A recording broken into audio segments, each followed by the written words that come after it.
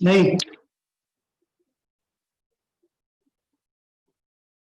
हैबोर्थ projection.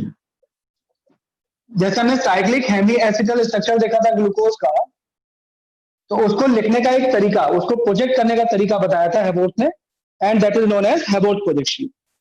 Haworth projection इसलिए important है क्योंकि अगर हम डाइसैकेराइड या पॉलीसैकेराइड का स्ट्रक्चर बनाते हैं तो कहीं ना कहीं हम हैबोर्थ प्रोजेक्शन की मदद से उनको दिखा सकते हैं। जैसे हैबोर्थ प्रोजेक्शन, इसमें दो फॉर्म बोली गई, एक पायरेनोज और एक फ्यूरेनोज फॉर्म। यही पढ़ा था ना? Yes sir. पायरन किसे कहते हैं? This structure is known as pyran. और जब हम किसी एक कार्बोहाइड्रेट का 6 membered cyclic hemi acetal structure बना रहे होते हैं तो उसे हम बोलते हैं पायरेनोज फॉर्म। और पायरेनोज फॉर्म को ड्रॉ करने का तरीका, जो हेट्रोसाइक्लिक रिंग में ऑक्सीजन है उसको तो राइट हैंड साइड पर दिखाते हैं, राइट हैंड साइड कॉर्नर, और बना देते हैं 6 मेंबर्ड रिंग लाइक दिस। अब इसमें नंबरिंग करते हैं क्लॉकवाइज। क्लॉकवाइज नंबरिंग का मतलब, this is first carbon, it is second, it is third, it is fourth, it is fifth. और इन पर कार्बन की, जैसे फर्स्ट कार्बन की दो वैलेंसी तो दिख रही है, दो वैलेंसी एक स्ट्रेट लाइन बनाकर दिखाते हैं लाइक दिस। सेम यहां पर दो वैलेंसी हो गई कार्बन की, ये दो वैलेंसी और आ गई, ये दो और ये दो। अब जैसे अगर मैं बात कर रहा हूं ग्लूकोज की, अल्फा डी ग्लूकोज, तो उसका स्ट्रक्चर कैसे दिखाया था हम लोगों ने? अल्फा डी ग्लूकोज का स्ट्रक्चर, 6 कार्बन,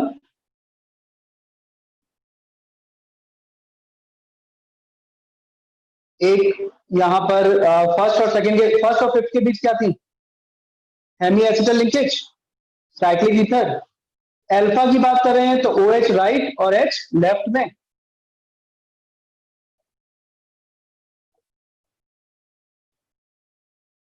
ऐसा ही तो स्ट्रक्चर बनाया था हमने। This is the structure of,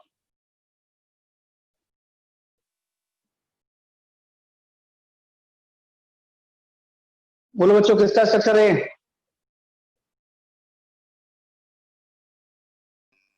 alpha D glucose.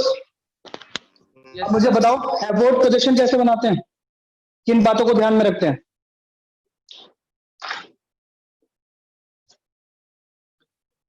जो ग्रुप वर्टिकल पोजीशन पर है वो हमेशा टॉप पर दिखाया जाता है। कहां दिखाया जाता है? टॉप वैलेंसी पर। तो जैसे यहां अगर मैं नंबरिंग कर रहा हूं, first, second, third, fourth, fifth, it is six, तो फिफ्थ पर जो 6 कार्बन है ये कहां होगा? टॉप या बॉटम? टॉप पर। Yes sir. ये रूल नंबर 1 है। रूल नंबर 2 क्या है? जो ग्रुप फिशर प्रोजेक्शन में, जो ग्रुप लेफ्ट में है, जैसे ये है लेफ्ट में, left side in Fischer projection, वो हमेशा टॉप पर दिखाई देंगे। जैसे फर्स्ट कार्बन पर H है लेफ्ट साइड, तो इसको हम टॉप पर दिखाएंगे। सेकंड में H है लेफ्ट हैंड साइड, तो वो टॉप पर आएगा। थर्ड में OH है लेफ्ट साइड, तो ये टॉप पर आएगा। फोर्थ में H है लेफ्ट साइड, तो ये टॉप पर आएगा। कितनी बात समझ आई? Yes sir. Yes. Fisher projection में जो ग्रुप राइट हैंड साइड में है वो कहां दिखाए जाएंगे? बॉटम। जैसे ये ग्रुप है राइट हैंड साइड में, तो ये दिखाए जाएंगे बॉटम पर। जैसे फर्स्ट पर OH ग्रुप है राइट हैंड साइड, तो OH ग्रुप नीचे। सेकंड पर OH है राइट हैंड साइड, तो ये नीचे बॉटम पर। थर्ड पर H है राइट हैंड साइड, तो वो नीचे। फोर्थ पर OH है राइट हैंड साइड, तो वो नीचे। तो ये हैबोर्थ प्रोजेक्शन बन गया किसका? Alpha D glucose.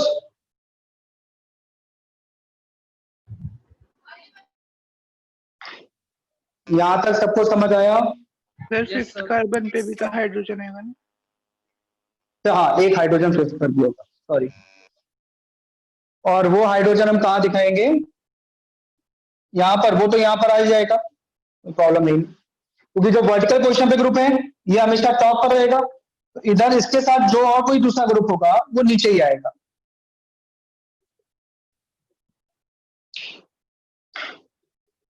इसमें किसी को डाउट तो नहीं है?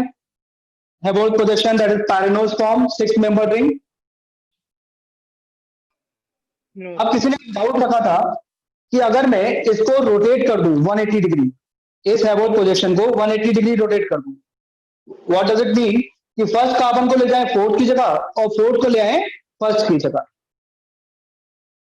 समझ रहे हो ना बात को? इसी प्लेन में रखना है, 180 डिग्री रोटेट करते हैं। तो क्या चेंजेस आएंगे इन ग्रुप की पोजीशन?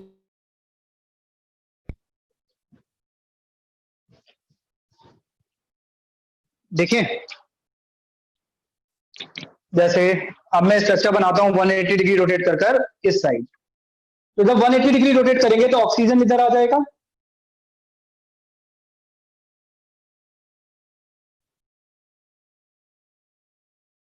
बोलो जी।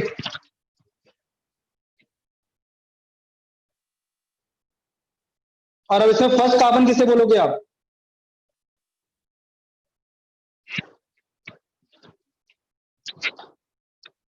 फर्स्ट कार्बन इधर आ गया ना, लेफ्ट हैंड साइड। यस। ये सेकंड हो जाएगा, ये थर्ड, ये फोर्थ, ये फिफ्थ। सिक्स वाला ग्रुप हमेशा किधर रहेगा? या चलो अभी पोजीशंस की बात करें, 180 डिग्री रोटेट कर रहे हैं, तो फर्स्ट पर जो ग्रुप ऊपर थे उनकी पोजीशन कहां दिखाई देगी? चेंज कर दो, कॉन्फ़िगरेशन बदल दो, तो वो पोजीशन आ जाएगी नीचे। जैसे फर्स्ट पर एच ऊपर था, तो अब वो कहां दिखाई देगा? नीचे।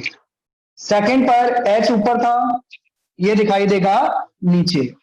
थर्ड पर ओ एच ऊपर था, ये आ गया नीचे। फोर्थ पर एच ऊपर था, ये आ गया नीचे। लेकिन याद रखो, जो ग्रुप वर्टिकल पोजीशन पर है उसे हमेशा कहां दिखाएंगे हम? ऊपर। तो फिफ्थ पर जो CH2OH है ये ऊपर ही दिखाया जाएगा, और H को कहां? नीचे। बोलो, इतनी बात समझ आई?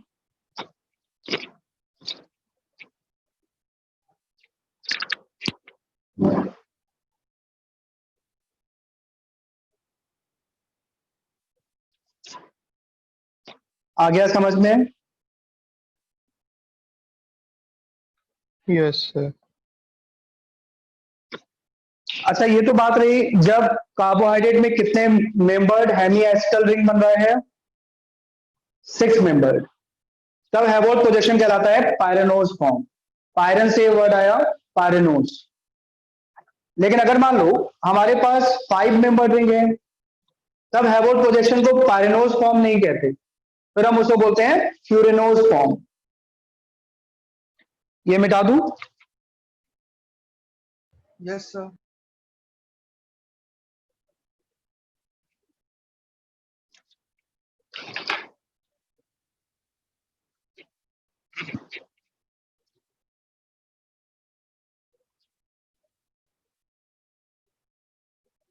बोलो बच्चों।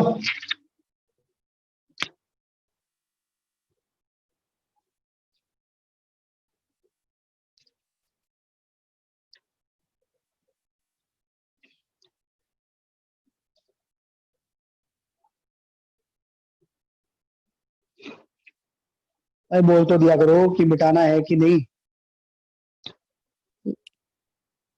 Yes sir. Yes sir.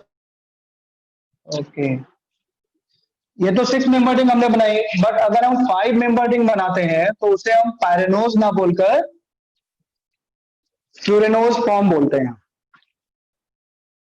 फ्यूरेनोज projection, furanose structure. Furanose structure means 5 membered ring. जैसे फ्यूरेन किसे बोलते हैं हम? इट इज फ्यूरेन, एक हेट्रोसाइक्लिक कंपाउंड था एरोमेटिक, इसे फ्यूरेन बोलते हैं। अब अगर मैं फ्रक्टोज का स्ट्रक्चर देखूं, फ्रक्टोज फ्रक्टोज का मॉलिक्यूलर फॉर्मूला वही होता है जो ग्लूकोज का होता है। डिफरेंस कहां होता है? ग्लूकोज में फंक्शनल ग्रुप था एल्डिहाइड, यहां फंक्शनल ग्रुप होता है कीटोन।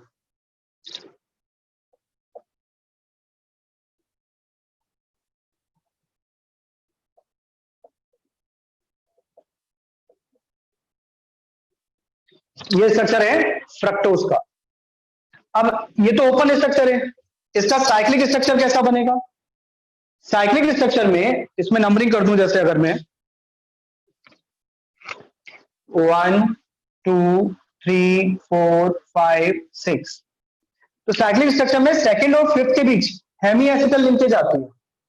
सेकंड और फिफ्थ के बीच हेमी एसिटल लिंकेज आएगी, और वो किस तरीके से दिखाई जाएगी? Like this. सेकंड कार्बन मान लेते हैं, थर्ड फोर्थ फिफ्थ, और इसके बीच आ गई एक ईथर लिंकेज CH2OH, और इसके साथ दो ग्रुप होंगे, अब एक OH ग्रुप और एक CH2OH ग्रुप। बाकी रेस्ट यहां पर दिखाएंगे ग्रुप्स।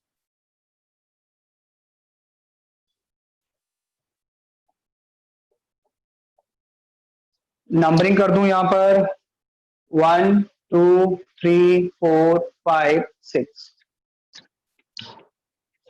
तो second carbon forms ether linkage with fifth one. बोलो कितने मेंबर रिंग बन रही है यहां पर? हेमी एसिटल साइक्लिक स्ट्रक्चर में कितने मेंबर रिंग बन रही है?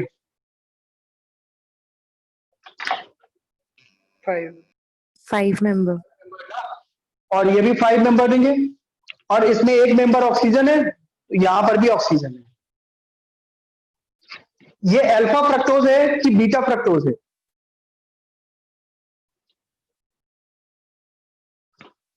OH ग्रुप की पोजीशन देखो कहां पर है एनोमेरिक कार्बन पर, लेफ्ट हैंड साइड।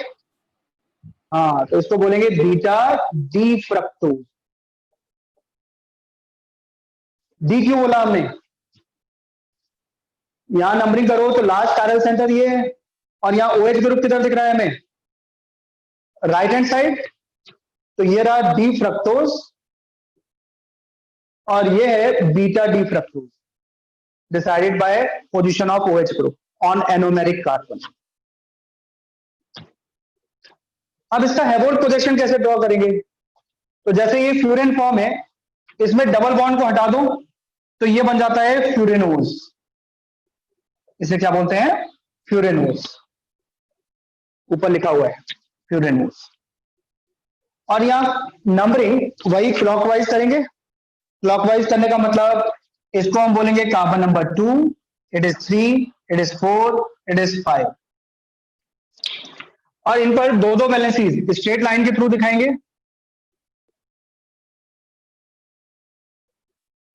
सेकंड पर बोलो कौन कौन से ग्रुप हैं? OH और CH2OH। जो लेफ्ट हैंड साइड में होता है उसे हम कहां दिखाते हैं? टॉप पर कि बॉटम पर?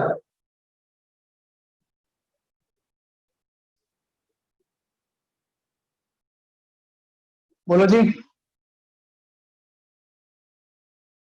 Top पर. दिखाएंगे ना। सेकंड पर OH ग्रुप टॉप पर रहा, थर्ड पर OH ग्रुप टॉप पर रहा, फोर्थ पर H ग्रुप टॉप पर आएगा, और फिफ्थ पर वर्टिकल ग्रुप जो होता है वो हमेशा टॉप पोजीशन पर दिखाया जाता है, that is carbon number 6। Bottom position पर कौन दिखाए जाएंगे?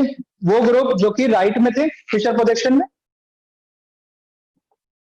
ये बॉटम पर आ जाएंगे। तो इसको दिखाते हैं CH2OH, H, OH और H। यहां पर ये जो H बच रहा है ये भी बॉटम पर ही आएगा। ये हेवोल्ट प्रोजेक्शन किसका बन गया?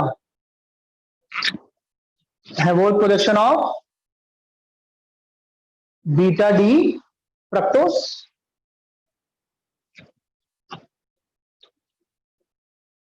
किसी को दिक्कत आ रही है हैवोल्ट प्रोडक्शन में?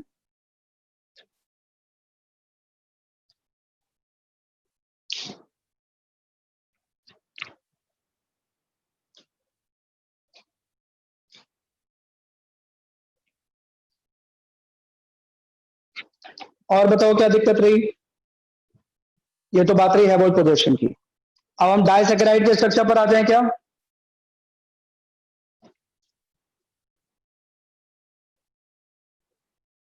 ग्लूकोज में अल्फा डी ग्लूकोज ज्यादा स्टेबल होता है नेचर में या beta D glucose?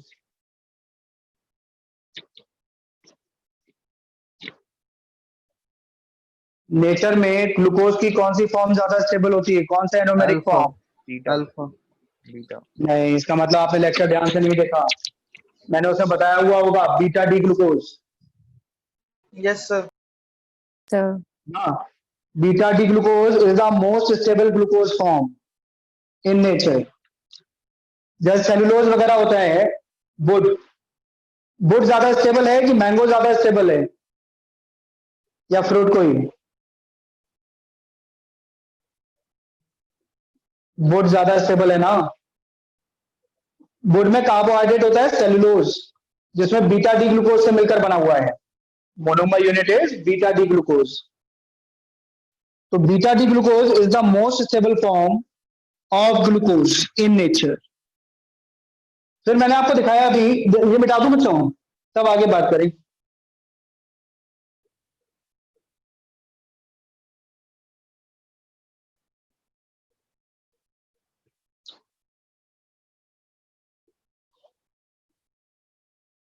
Yes sir.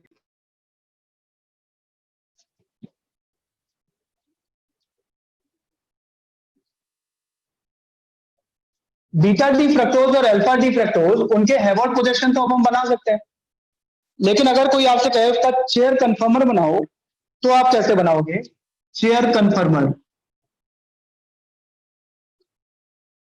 ये हमने कंफर्मेशन में पढ़ा था ना, साइक्लोहेक्सेन का चेयर फॉर्म। Yes sir. अब इसमें जैसे मैं नंबरिंग कर दूं, तो नंबरिंग हम क्लॉकवाइज ही करेंगे। क्लॉकवाइज नंबरिंग का मतलब, this is first carbon, it is second, it is third, it is fourth, it is fifth. Bulky group किस पोजीशन पर ज्यादा स्टेबल होते हैं, एक्सियल की इक्वेटोरियल?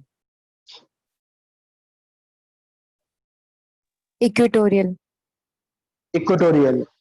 इक्वेटोरियल बॉन्ड्स, उन पर रिपल्शन कम होता है ना। तो bulky group on equatorial position provides more stability to this chair conformer. तो बीटा डी ग्लूकोज की अगर हम बात कर रहे हैं, बीटा डी ग्लूकोज, तो जितने भी बल्कि ग्रुप होंगे वो सब कहां होंगे? इक्वेटोरियल पोजीशन पर। जैसे इस तरीके से मैं दिखाता चला जाऊं equatorial position, like this. Axial और इक्वेटोरियल पोजीशन कैसे दिखाते हैं? एक्सियल पोजीशन तो दिखाते हैं वर्टिकल लाइंस के थ्रू, है ना। जैसे यहाँ एक्सियल बॉन्ड अगर नीचे की तरफ है वर्टिकली डाउन, तो यहाँ वर्टिकली अप, फिर डाउन, यहाँ अप, यहाँ डाउन। इस तरीके से तो हम दिखाते हैं एक्सियल बॉन्ड। और जो वर्टिकल लाइंस नहीं है, वो कैसी बॉन्ड बताई जा रही है? इक्वेटोरियल। तो इक्वेटोरियल पोजीशन पे कौन से ग्रुप होंगे? जो बल्कि होंगे।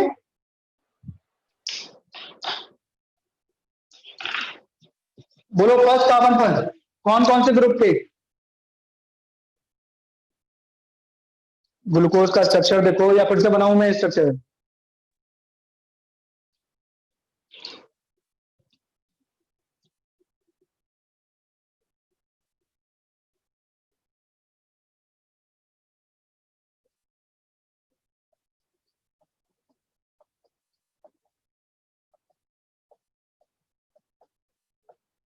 हम बीटा डी की बात कर रहे हैं। ये है ना स्ट्रक्चर ग्लूकोज का, हेमीएस्टल साइक्लिक स्ट्रक्चर। Yes sir. 1 2 3 4 5 6। अब बताओ 1 पर कौन कौन से ग्रुप है यहाँ? H और OH। बल्कि ग्रुप कौन सा है? OH। OH ग्रुप इक्वेटोरियल पर होगा और H ग्रुप कहाँ होगा? एक्सियल पर। बोलो। Yes sir। Yes, sir. अब सेम बताओ सेकंड में एक्सियल पोजीशन पे कौन सा ग्रुप आएगा?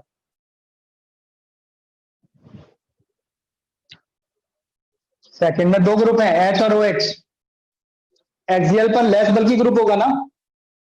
Yes sir। H यहाँ, OH ग्रुप यहाँ। थर्ड पर H लेस बल्कि तो एक्सियल पोजीशन पर, OH ज्यादा बल्कि तो इक्वेटोरियल पोजीशन पर। फोर्थ पर OH ज्यादा बल्कि इक्वेटोरियल, H आ गया एक्सियल पर।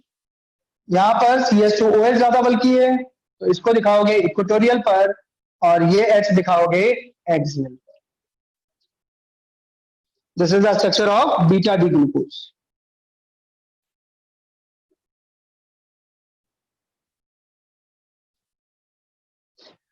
अच्छा, अगर हम अल्फा डी ग्लूकोज का स्ट्रक्चर बनाए तो वो कैसा होगा? Alpha D glucose, alpha D glucose उसकी भी स्टेबल स्ट्रक्चर ठीक ऐसा ही होगा। डिफरेंस केवल एक होगा, देखो अल्फा डी ग्लूकोज में क्या हो जाता है, ये H और OH इनकी पोजीशन चेंज हो जाती है ना। Yes sir। तो जो स्ट्रक्चर अभी हमने बनाया है या कन्फर्मर बनाया है उसमें सिर्फ एक चेंज करना पड़ेगा and that is eight which position? बताओ जी। First position। First position. केवल फर्स्ट पोजीशन पर चेंज करेंगे और वो चेंज भी कैसा होगा कि OH ग्रुप किधर आ जाएगा? Axial पे। एक्सियल पर और H कहां आ जाएगा? Equatorial। इक्वेटोरियल। बाकी एज इट इज रहेगा सब and that is the structure of alpha D glucose. बाकी पोजीशन दिखा सकते हो एज इट इज ही रहेगी, H OH इधर OH H।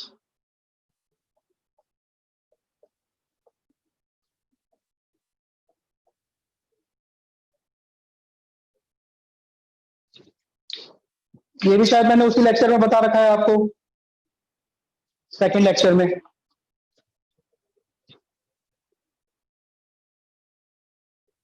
जिन्होंने लेक्चर देखा है उनको ये चीज मिली होगी वहां पर। Yes sir।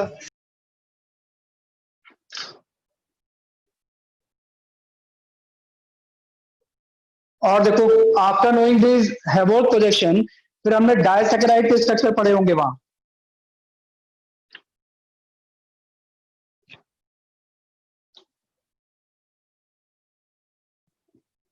मिटा दो इन्हें।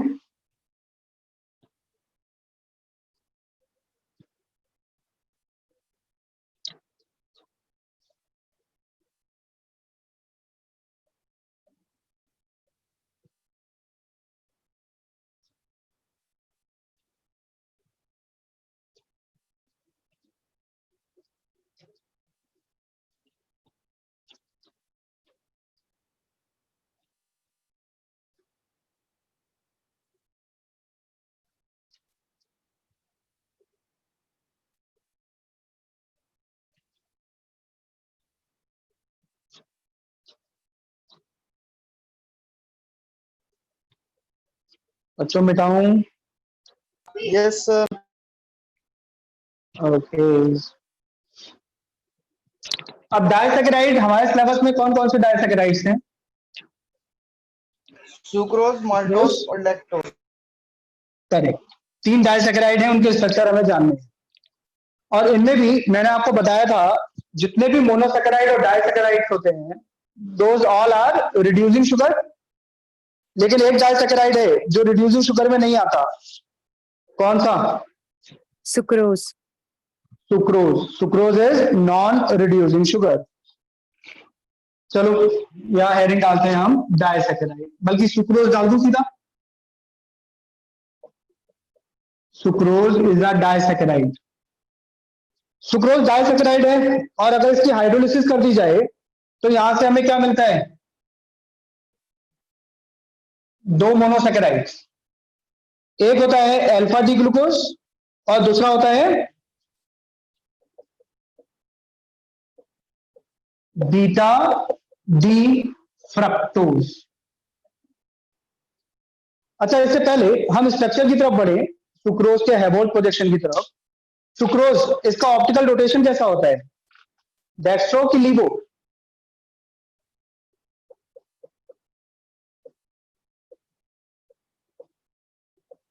Dextro. Glucose alpha D glucose, it is also dextro rotatory. Beta D fructose, it is levo rotatory. Levo rotatory कहलाता है। और सुक्रोज ये डेक्स्ट्रो रोटेटरी था, लेकिन जो ग्लूकोज और फ्रक्टोज मिल रहे हैं इक्वल अमाउंट में, इनके रोटेशन अलग अलग होते हैं मैग्नीट्यूड वाइज। जैसे अल्फा डी ग्लूकोज, इसका रोटेशन होता है +52.5 डिग्री, मतलब क्लॉकवाइज रोटेशन। और बीटा डी फ्रक्टोज, इसका नेगेटिव होगा, लीवर रोटेटरी है, 92.4 डिग्री समथिंग। अच्छा बताओ, अगर सुक्रोज ये सारा का सारा हाइड्रोलाइज कर दिया जाए, जब हाइड्रोलाइज करोगे तो हमें मोनोमर यूनिट मिलेगी, मोनोसेकेराइड्स, अल्फा डी ग्लूकोज और बीटा डी ग्लूकोज, और इक्वल अमाउंट्स में मिलेगी। तो आफ्टर कंप्लीट हाइड्रोलिसिस सॉल्यूशन कैसा होगा? डेक्स्ट्रो की लीवो? लीवो। भाई सुक्रोज का फॉर्मूला होता है ये, ग्लूकोज और फ्रक्टोज के फॉर्मूले सेम होते हैं, और हाइड्रोलिसिस पर ग्लूकोज और फ्रक्टोज इनके इक्वल अमाउंट्स मिल रहे हैं, और इक्वल अमाउंट्स मिलने पर रोटेशन कौन ज्यादा कॉज कर रहा है मैग्नीट्यूड वाइज? फ्रक्टोज, इसका रोटेशन कम है। तो जो मिक्सचर होगा ऑब्टेन्ड आफ्टर हाइड्रोलिसिस वो होगा लीवो रोटेटरी।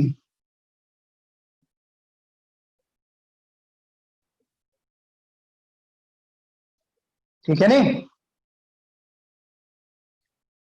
हाइड्रोलिसिस से पहले ऑप्टिकल रोटेशन कैसा था? डेक्स्ट्रो। आफ्टर हाइड्रोलिसिस रोटेशन बदल गया, डेक्स्ट्रो से लीवो हो गया। इसको बोलते हैं इन्वर्जन ऑफ केन शुगर। क्या बोलते हैं? Inversion of cane sugar. कैसे डिफाइन करोगे इन्वर्जन ऑफ केन शुगर को? Change in optical rotation, change in optical rotation on complete hydrolysis of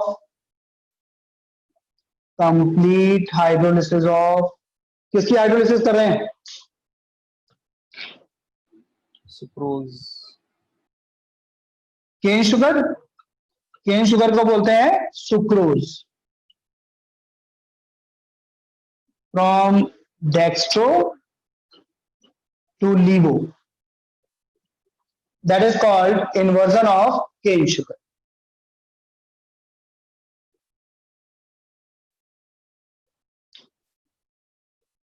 समझ आ गया इन्वर्जन ऑफ केन शुगर? और एक बात ये समझ आई कि एक ऐसा डाइसैकेराइड है सुक्रोज जिससे हमें दो यूनिट मिल रही है मोनोसैकेराइड्स की, कौन कौन सी? अल्फा डी ग्लूकोज और बीटा डी फ्रक्टोज। तो इसमें कहीं ना कहीं alpha D glucose beta D fructose के साथ लिंक्ड होगा, जुड़ा हुआ होगा।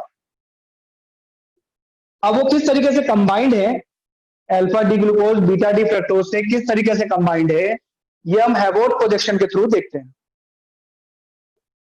इतना नोट कर लिया हो तो मिटा दूं, हम आ जाए हेबोट प्रोजेक्शन ऑफ सुक्रोज की तरफ।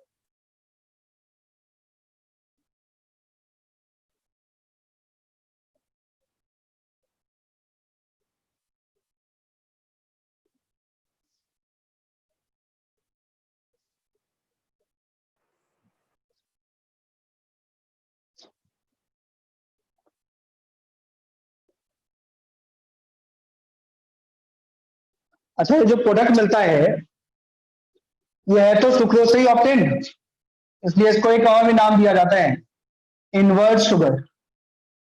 Product obtained after hydrolysis is known as invert sugar,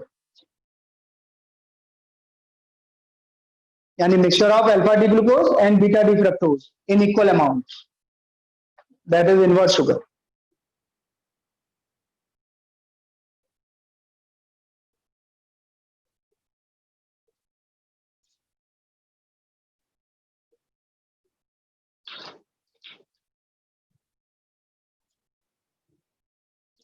बच्चों मिटा रहा हूं मैं इसे।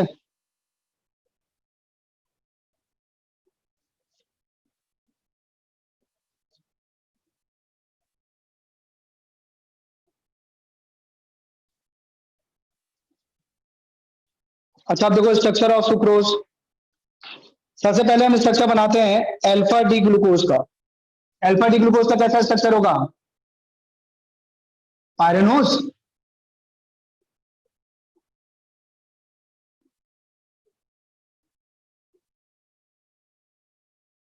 ये हम बना रहे हैं अल्फा डी ग्लूकोज, और अल्फा डी ग्लूकोज में फर्स्ट कार्बन पर H ऊपर, OH ग्रुप नीचे,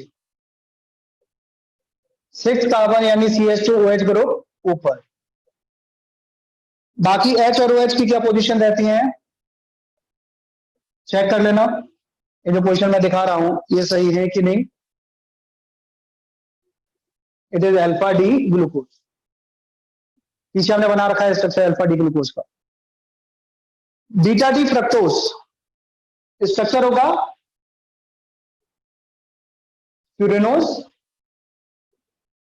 beta D fructose, it has furanose structure. अच्छा, यहां जो लिंकेज होती है अल्फा डी ग्लूकोज और बीटा डी फ्रक्टोज, तो अल्फा डी ग्लूकोज का कार्बन नंबर 1 वो लिंक होगा बीटा डी फ्रक्टोज के कार्बन नंबर 2 से। मतलब कैसी लिंकेज होगी यहां पर? C1C2 linkage.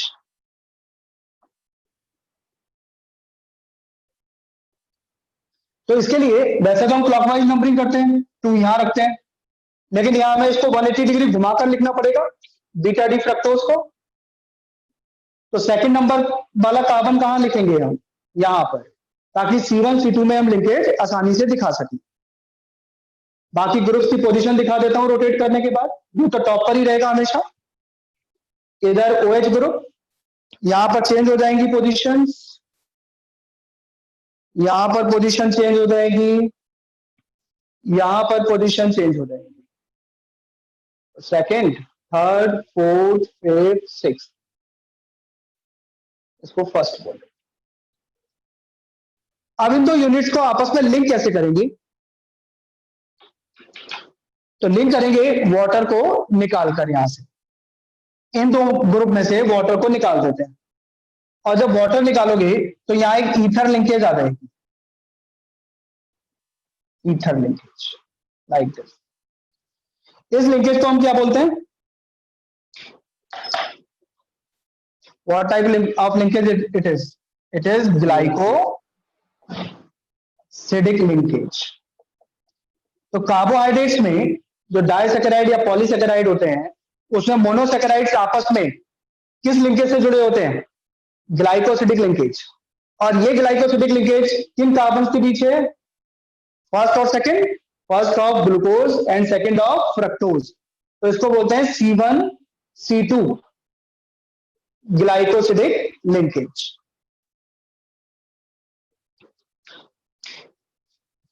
समझ आई बात?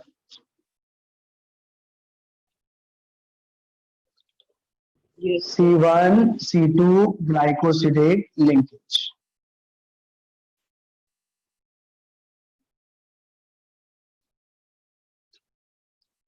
अच्छा, मुझे ये बताओ, ये शुगर रिड्यूसिंग है या नॉन रिड्यूसिंग है?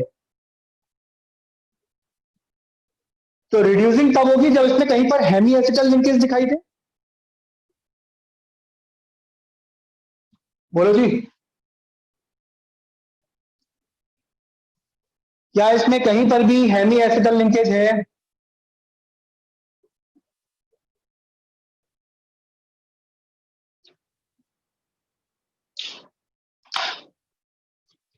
Is there any hemiacetal linkage in this whole disaccharide? No, sir. और जब हेमिएसिटल लिंकेज नहीं है, आप देखो C1 ये एसिटल हो गया, C2 एसिटल कार्बन हो गया, इसके साथ 2 ईथर लिंकेज है ना भाई। फर्स्ट पोजीशन पर देखो 2 ईथर हैं, एक ये भी ईथर ग्रुप आ गया, ये भी ईथर ग्रुप हो गया, तो इसको एसिटल कार्बन बोलेंगे। सेकंड पर भी ये ईथर और इधर ईथर, ये वाला ईथर, 2 ईथर ग्रुप और geminal diether, it is known as acetal. और हम जानते हैं acetals are stable in basic medium. तो क्या है, टॉलेंस रिएजेंट या फेलिंग सॉल्यूशन टेस्ट देंगे?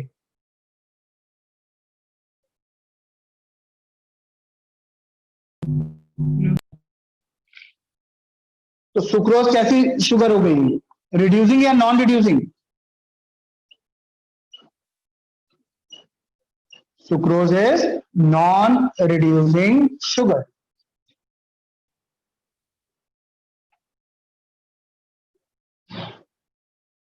समझ आया डाइसैकेराइड का ये स्ट्रक्चर?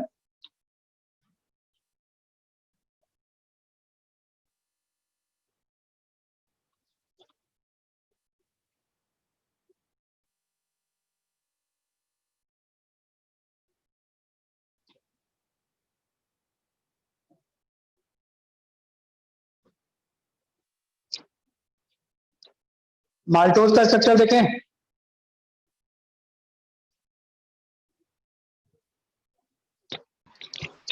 Yes sir. इसे मिटा रहा हूं। माल्टोज, उसमें कौन से 2 मोनोसेकेराइड्स होते हैं? हाइड्रोलिसिस करने पर क्या मिलता है? माल्टोज की हाइड्रोलिसिस पर हमें क्या मिलता है?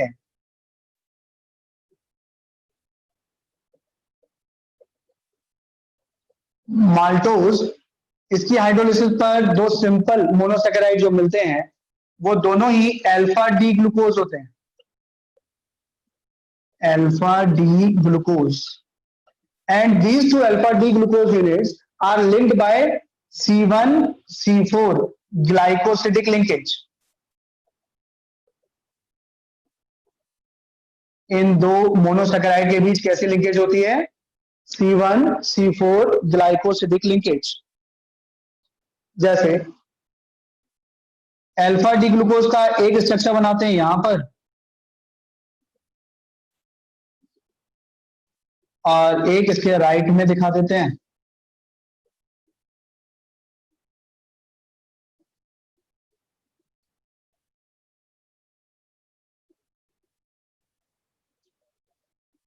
और नंबरिंग इसमें क्लॉकवाइज ही करेंगे हम,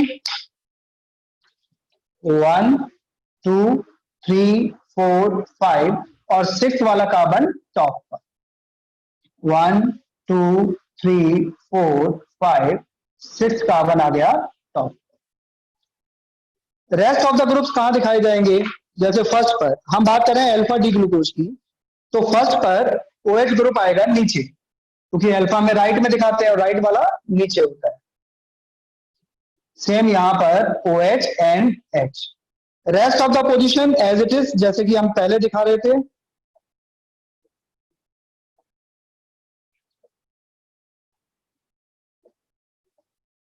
और 4th कार्बन पर किधर आएगा ग्रुप? नीचे आएगा शायद, OH और इधर H। अब इन दोनों को हमें लिंक करना है। लिंकेज किन कार्बन के बीच है? फर्स्ट और फर्स्ट ये है, 4th कार्बन ये है, तो यहां से OH ग्रुप निकाल दें और ईथर लिंकेज से जोड़ दें। OH ग्रुप से वाटर निकाल दिया। This is again glycosidic linkage, C1C4 glycosidic linkage. अच्छा, इस ग्लाइकोसिडिक लिंकेज को भी अल्फा या बीटा लिंकेज बोला जाता है। जैसे यहां पर ये ग्लूकोज कैसा था? Alpha D glucose. तो ये कैसी ग्लाइकोसिडिक लिंकेज बना रहा है? Alpha glycosidic linkage. तो ये ग्लाइकोसिडिक लिंकेज में अल्फा पोजीशन या अल्फा हाइड्रोक्सिल ग्रुप इन्वॉल्व है। अगर ये बीटा डी ग्लूकोज होता तो ग्लाइकोसिडिक लिंकेज क्या कहलाती? Beta glycosidic. स्ट्रक्चर समझ आया माल्टोज का? अब ये माल्टोज रिड्यूसिंग शुगर है या non reducing? Maltose reducing sugar है कि नॉन रिड्यूसिंग? ढूंढो, इसमें क्या कहीं पर भी हेमी एसिटल कार्बन दिखाई दे रहा है? यस सर, कौन सी पोजीशन पर, लेफ्ट रिंग में कि राइट रिंग में? Right, right ring. Carbon number बताओ। 1, 1। ये हेमी एसिटल कार्बन हो गया। और अगर कहीं पर भी हेमी एसिटल पोजीशन मिलती है, हेमी एसिटल एटम मिलता है, तो इसका मतलब वो टॉलेंस रिएजेंट और फेलिंग सॉल्यूशन टेस्ट देगा। तो ये शुगर कैसी हो गई? रिड्यूसिंग। तो maltose is a reducing sugar.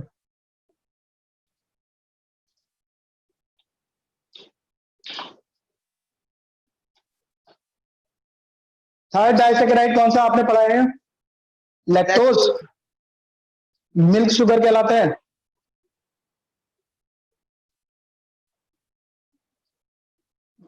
बेटा ये नोट कर लो तो बताना मुझे।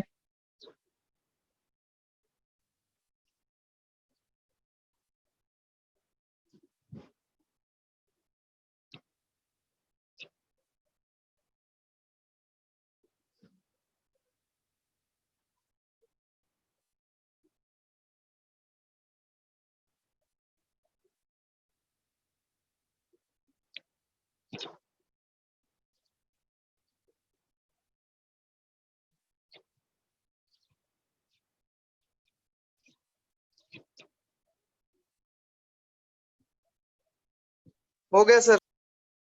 ओके।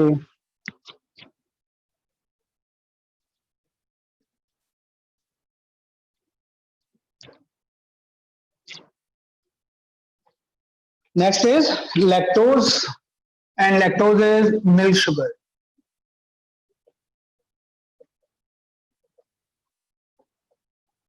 ये भी एक डायसैकेराइड है और इसकी हाइड्रोलिसिस पर कौन सी मोनोसैकेराइड यूनिट्स हमें मिलती हैं?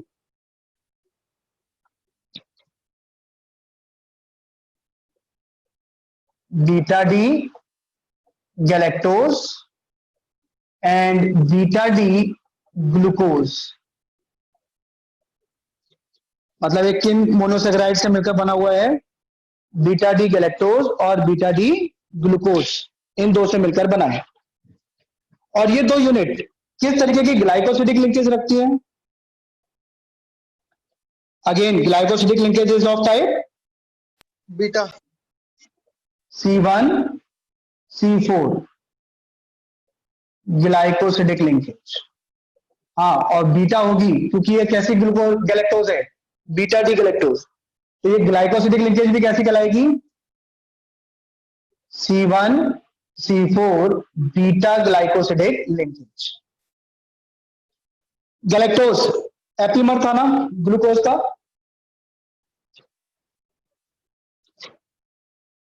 स्ट्रक्चर जानते हो गैलेक्टोज का?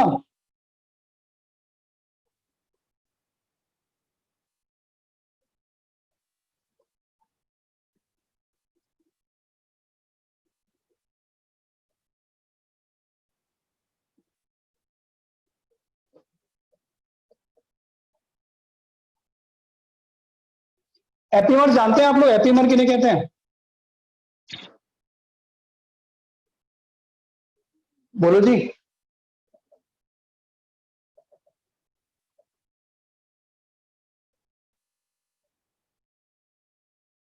isomers of carbohydrates, isomer of carbohydrate in which any one chiral center differ in configuration, उन्हें हम एपीमर्स कहते हैं। जैसे यहां पर मैंने ग्लूकोज का स्ट्रक्चर बनाया हुआ है, नंबरिंग कर दूं 1 2 3 4 5 6। तो कौन कौन से कायरल सेंटर है यहाँ पर? Second, third, fourth and fifth, these are chiral center. Yes, sir. अगर मैं सेकंड के कॉन्फ़िगरेशन में चेंज कर दूं, सेकंड कार्बन के, तो स्ट्रक्चर ऐसा दिखेगा हमें. OH को S से चेंज कर दिया सेकंड पर, बाकी एज इट इज रखा.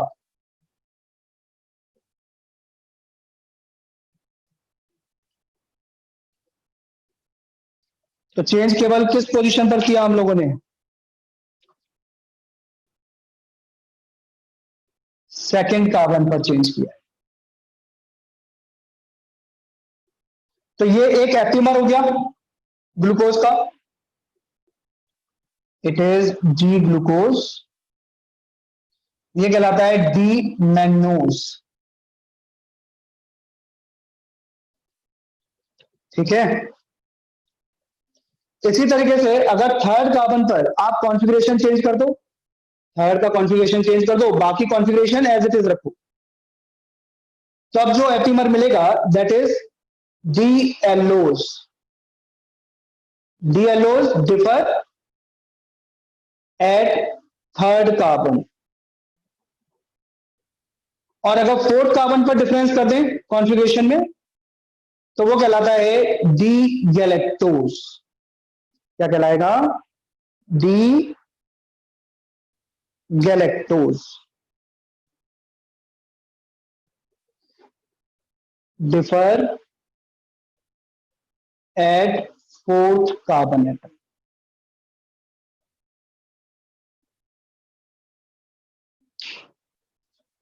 इसे आप मैगी से याद रख सकते हैं. मैगी में M, A और G. सेकंड पर कॉन्फ़िगरेशन में चेंज किया तो डी मैनोज मिला. थर्ड पर चेंज किया तो डी एलोज. फोर्थ पर चेंज किया तो डी गैलेक्टोज. बाकी हेमी एस्टर लिंकेज तो सेकंड और फर्स्ट और फिफ्थ के बीच ही रहेगी सभी में. फर्स्ट और फिफ्थ के बीच. अब जैसे अगर मैं D galactose, beta D galactose, इसका मैं साइक्लिक स्ट्रक्चर बनाऊं तो कैसा बनेगा? सबसे पहले fourth carbon bye configuration fourth carbon पर लगे, तो फोर्थ कार्बन पर कॉन्फ़िगरेशन चेंज कर देते हैं. इसको OH बना देते हैं और इसको बना देते हैं H. तो ये किसका स्ट्रक्चर हो गया? D galactose. राइट.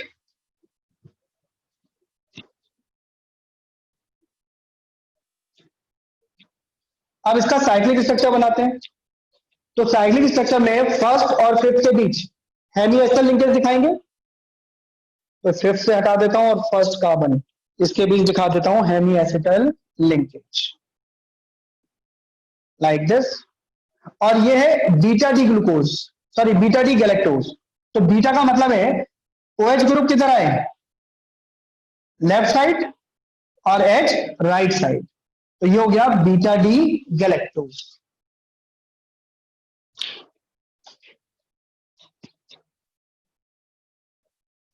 अब इसका हम हेवोट प्रोजेक्शन बना सकते हैं.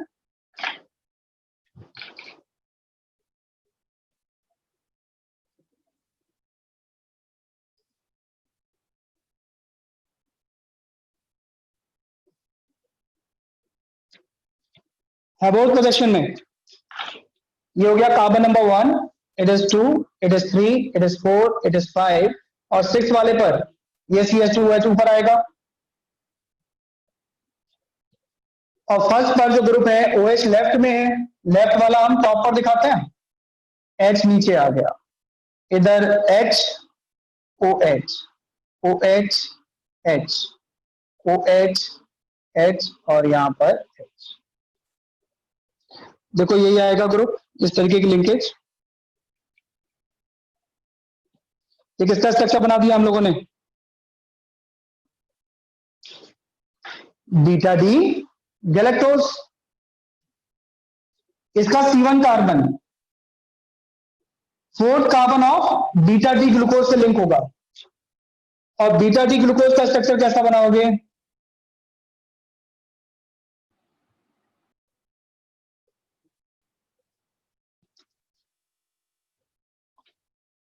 ये तो स्ट्रक्चर जानते हैं ना हम बीटा डी ग्लूकोज का।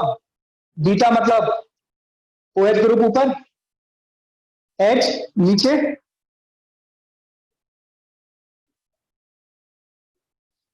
H OH OH H H OH, ऊपर कौन सा ग्रुप रहेगा? CH2OH, और नीचे हाइड्रोजन।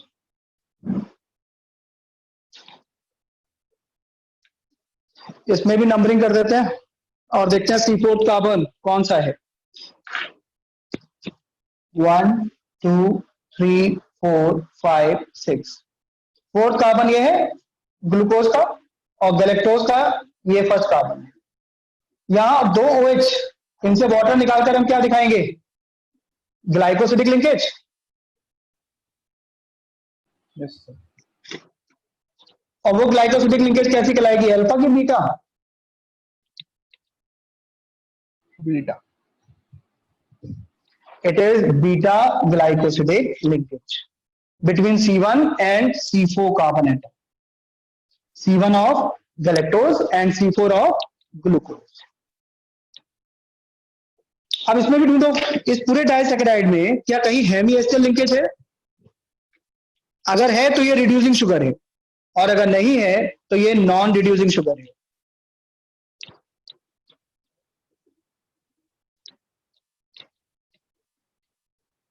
और बताओ अगर कहीं मिल रही है हेमी एस्टर लिंकेज तो वो लेफ्ट रिंग में है कि राइट रिंग में, और नंबर ऑफ कार्बन एटम जहां हेमी एस्टर लिंकेज है। राइट में ही होगी सर, 1 पे। राइट में कार्बन नंबर 1, ये hemiacetal carbon, hemiacetal. तो ये टॉलरेंस रिएजेंट के साथ टेस्ट देगा, तो शुगर कैसी रही है? Is a reducing sugar.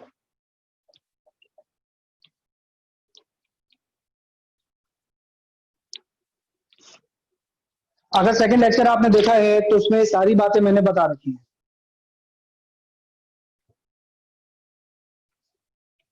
इसके बाद कुछ इंपॉर्टेंट रिएक्शंस भी बताई थी मोनोसेकेराइड्स की, जैसे ओसाजोन फॉर्मेशन, फिनाइल हाइड्रोजन के साथ रिएक्शन कराकर। नहीं, chain elongation, Kiliani Fisher synthesis, chain shortening, Ruff degradation.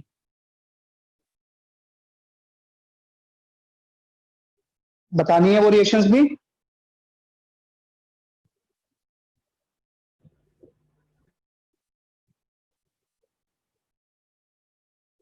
चलो देख लेते हैं एक बार।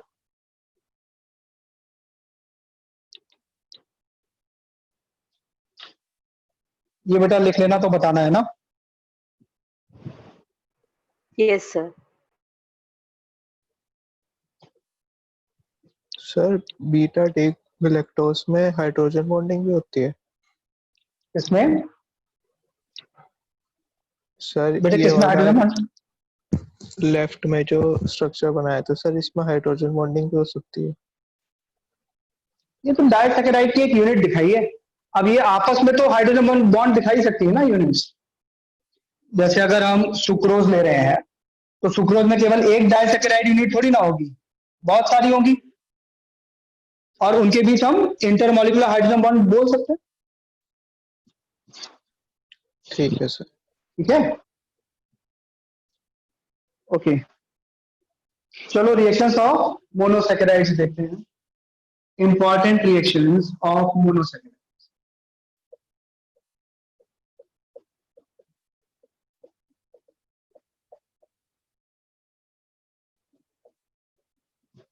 इसमें देखो 3 इंपॉर्टेंट रिएक्शन हम देखेंगे। एक हम देखेंगे osazone formation, second is chain elongation के लिए कौन सी रिएक्शन देखी थी हमने? Kiliani Fisher synthesis. जैसे एक कार्बोहाइड्रेट है, उसका नेक्स्ट हायर होमोलोग कार्बोहाइड्रेट बनाना है। होमोलोग तो नहीं बोल सकते, एक हमें CH-OH ग्रुप बढ़ाना पड़ेगा, दैट इज चेन इलॉन्गेशन। एक चेन शॉर्टिंग मेथड है, that is rough degradation.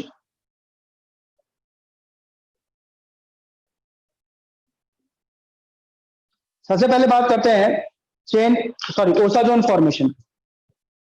One, osazone formation. Osazone formation, इसमें पहली चीज जो आपको याद रखनी है, दैट इज जी ग्लूकोज। ये याद रखने वाली बात है पूरी तरीके से। जी glucose and D mannose. Mannose का स्ट्रक्चर अभी बताया था ना आपको, एपीमर था ग्लूकोज का। D glucose and D mannose, they form same osazone या yield द सेम ओसाजोन। अब रिएक्शन याद रखनी है हमें ओसाजोन फॉर्मेशन की। जो हम ग्लूकोज लेते हैं, जैसे ग्लूकोज पूरा स्ट्रक्चर बनाऊं, चलो 2 3 4 5 6,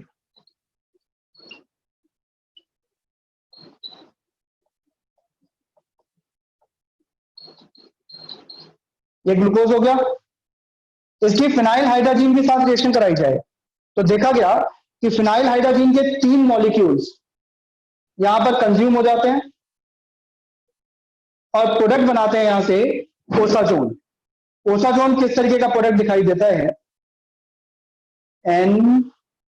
NHC6H5 दिख रहा है क्या पूरा?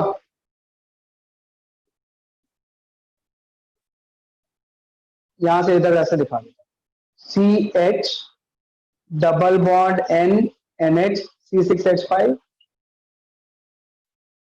दूसरा कार्बन ये आया, ये फर्स्ट था, सेकंड, इसके साथ भी N NHC6H5। रेस्ट नीचे का पार्ट एक जैसा ही रहेगा, तो मैं 5 से दिखा देता हूं, plus C6H5NH2 plus ammonia plus water. जो क्वेश्चन IIT-JEE में पूछा गया है वो पूछा जा चुका है कि बताओ इन ओसाजोन फॉर्मेशन, ये जो प्रोडक्ट है ये ओसाजोन कहलाता है। In osazone formation how many molecules of phenyl hydrogen reacted with 1 molecule of glucose? तो क्या जवाब दोगे? 3? Yes sir. बोलो। ओके, एक सेकंड रिएक्शन है Kiliani Fisher synthesis. Kiliani Fisher synthesis किसे बोलते हैं? Chain elongation reaction.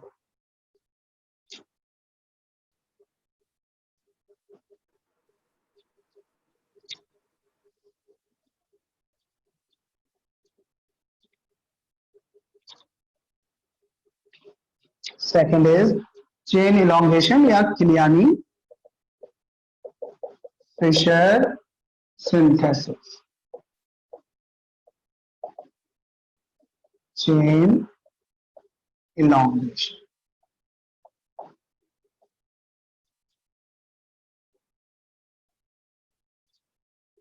Killiani Fisher synthesis, chain elongation. बताओ इसमें क्या पढ़ा था आपने?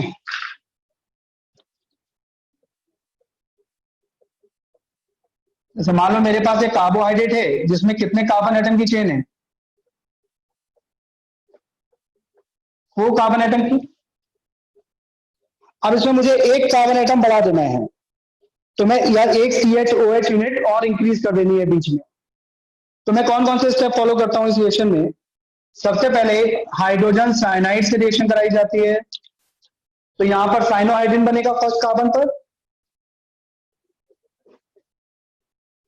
CH-OH और CN, साइनोहाइड्रिन बन गया फर्स्ट कार्बन पर, and it becomes second carbon, this is third carbon, and this one is fourth carbon. Cyanohydrin इसमें CN ग्रुप को मुझे एल्डिहाइड में और कन्वर्ट करना है। तो देखो बीच में एक CHOH ग्रुप एक्स्ट्रा आ गया, अगर मैं इसको एल्डिहाइड में कन्वर्ट कर देता हूं। और इसको एल्डिहाइड में कन्वर्ट करने का तरीका आप कोई भी स्टेफन रिडक्शन वगैरह फॉलो कर सकते हो। मैं यहां पर फॉलो कर रहा हूं Lindlar catalyst, that is hydrogen palladised hydrogen poison with barium sulphate. तो CN को ये कन्वर्ट कर देगा CH double bond NH imine में।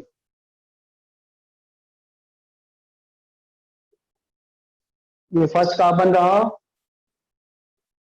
ये सेकंड कार्बन हो गया, ये थर्ड कार्बन हो गया और ये फोर्थ कार्बन। इसके बाद मुझे इसकी जगह एल्डिहाइड ग्रुप लेकर आना है। What I will do, hydrolysis. तो अगर मैं हाइड्रोलिसिस कर दूं then this imine group converted into aldehyde and this whole reaction is known as Killiani-Fisher synthesis for chain elongation. जैसे देखो जो प्रोडक्ट आया उसमें कितने कार्बन एटम दिखाई दे रहे हैं, काउंट करो, 5 कार्बन एटम। और रिएक्टेंट में कितने कार्बन एटम थे, 4।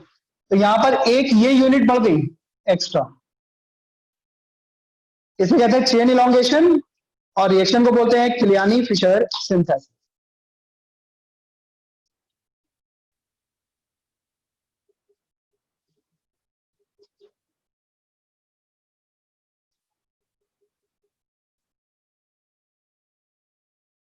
लिख लेना तो बताना बच्चों, है ना। लास्ट रिएक्शन और पढ़ लेते हैं, डाइसैकेराइड्स।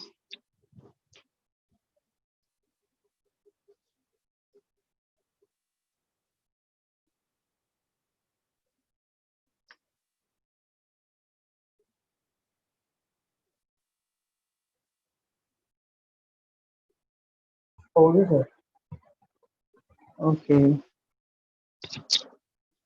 चेन शॉर्टनिंग के लिए कौन सी रिएक्शन बताई थी, नाम क्या था उसका, रफ्स डिग्रेडेशन। Ruffs degradation.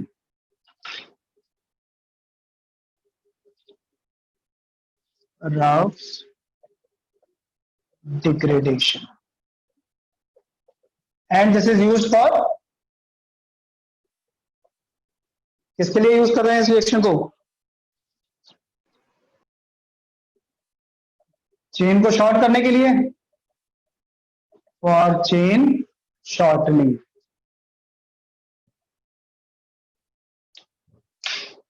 देखो इसको सीधा सीधा याद करना है। जैसे फिर हम मान लेते हैं कि हमारे पास एक कार्बोहाइड्रेट है जिसमें कितने कार्बन एटम है, 4,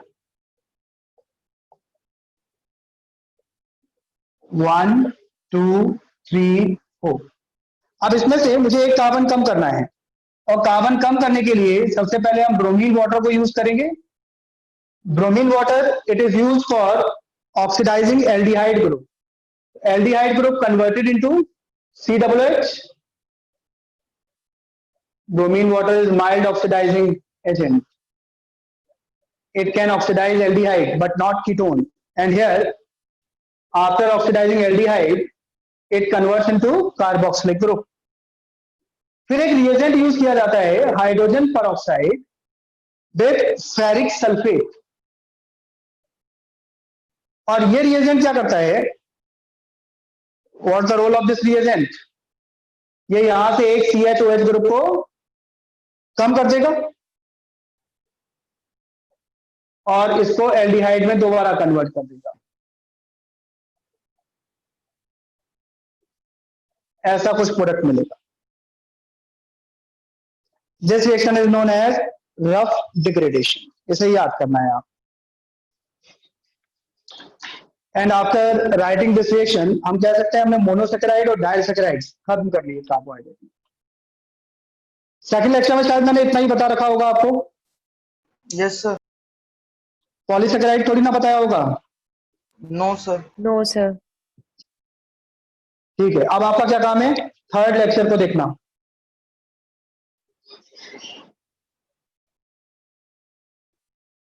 थर्ड और फोर्थ दोनों लेक्चर देख लोगे नेक्स्ट टर्म तक। Yes, sir. मैंने भेज तो दिया ना सारे आपको, थर्ड और फोर्थ दोनों लेक्चर भेज दिए शायद। So fourth नहीं Yes, भेजे। sir. फोर्थ नहीं भेजा संभवी? सर दोनों भेज दिए। अरे सर भेजा सर, देखा। मैंने बेटा भेज दिया है मैंने, एक बार देख लेना आप। और आज मैं लास्ट लेक्चर भी भेज दूंगा, उसके बाद बायोमोलिक्यूल खत्म हो जाएगा। मतलब 5 लेक्चर का है बायोमोलिक्यूल। 4 भेज दिए मैंने, एक और आ जाएगा आपके पास। ठीक है बच्चों,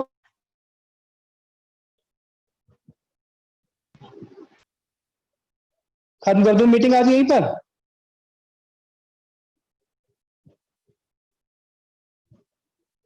यस,